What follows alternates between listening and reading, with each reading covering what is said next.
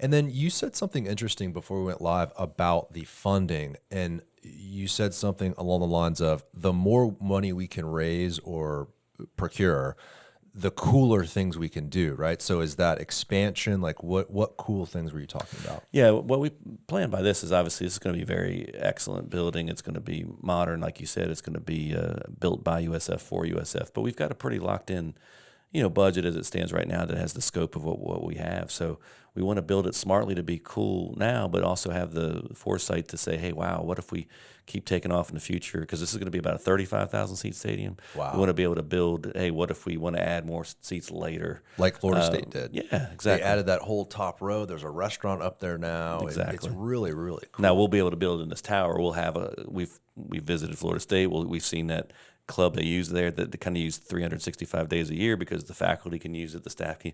So we'll have all that. We want to make this not just an athletics building that's a pride of the university as well. But so we've got a pretty good focus on what we can do with this first budget. And what I mean by what you were asking before is like, hey, we got to be smart enough to do some foundational stuff now so you can go back and add on to it, whether it's 1 year later, 5 years later, 10 years later, whenever you can kind of raise more money in terms of what you can do. And are you hiring a consultant or you kind of mentioned, do you literally travel to other stadiums and go, oh, this is a great idea. Ooh, let me pull that from that stadium. Yeah, like, how are you piecing this together? Yeah, well, number one, we have a great sports architect on board in Populous. They're one of the most prominent sports architects in the world, and they've built a lot of these college stadiums and pro stadiums in the past 20 or 30 years. So we get their expertise, and then internally, certainly all of our everything from President Law and Vice President Jay Stroman, who's the head of he's the CEO of our university foundation that obviously helps us raise a lot of the money, our board, and then even our football coach Golish and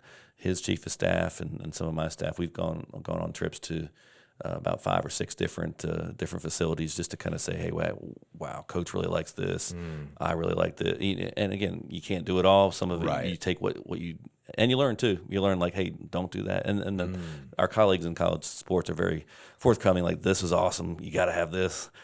Or even design, I would imagine, mostly, right? It's mostly in design. Because your move, that's a lot of people to move in and out in one day. Oh, so yeah. I would imagine, hey, that's a pinch point. We realize, don't do it that way. Are there things that you've learned visiting these stadiums and talking with these other directors of different stadiums around the country, like, hey, that's a lesson we need to learn ahead of time? Yeah, some of it's just in terms of where you place certain things on the stadium side, different ways to create revenue and be able to service our top fans the best way to make it comfortable and unique for way fans to bring games. And on the football side, really just trying to make it as efficient as an operation as possible. So Coach Golish and his team kind of figuring out and learning from other centers. Florida State, for instance, is building one right now too, so I'm sure him and Coach Norvell have conversed. So it's just great to bring the best practices from other places.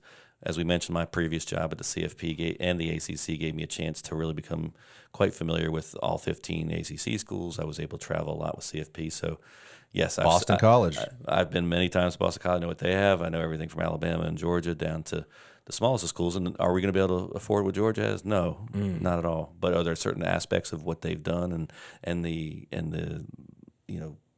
the way things flow and things that they learn and how they treat and create a very efficient atmosphere for their student athletes? Of course. How do we learn?